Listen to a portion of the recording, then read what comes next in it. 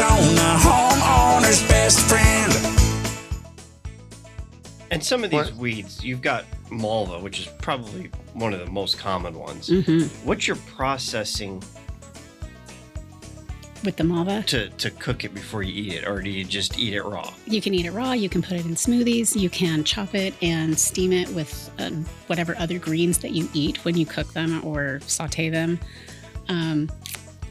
Is it Peggy Sue Sorensen has a chip that she makes out of them where she lightly oils them and salts them and then bakes them, and they come up like crispy and delicious. They're like little green potato chips. So Mulva's really versatile. And what's the health benefit of Mulva?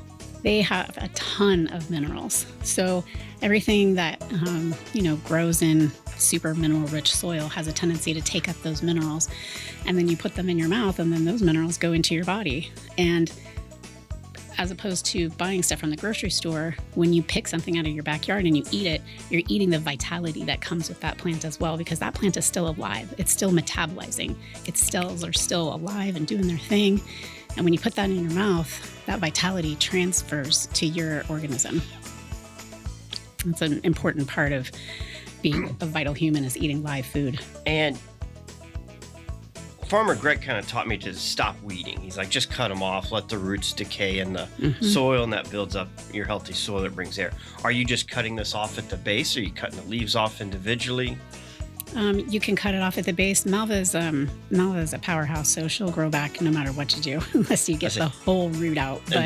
And those can be some very aggressive roots. They sure can. They have a long taproot, so it does benefit us to cut the Mulva at the base and let the root disintegrate in the ground, because that long taproot aerates your soil, and you get plant matter composting right in the soil, deep down where you need it in the first place. Hey, Romy, my work is done here. That's perfect. Well, and that big old long taproot, that's what makes them so nutrient dense. Those are the pioneer species. They're showing up first. They're doing the heavy digging, and they're harvesting those minerals and making them bioavailable. So even if you're harvesting those, what we would call weeds, and feeding them to your chickens or animals, those nutrients are traveling on through. Absolutely. And you have a wide variety of them. We have wild lettuce that grows. Rocket is super nutrient dense also, and super spicy. So if you like horseradish, that's a good one for you.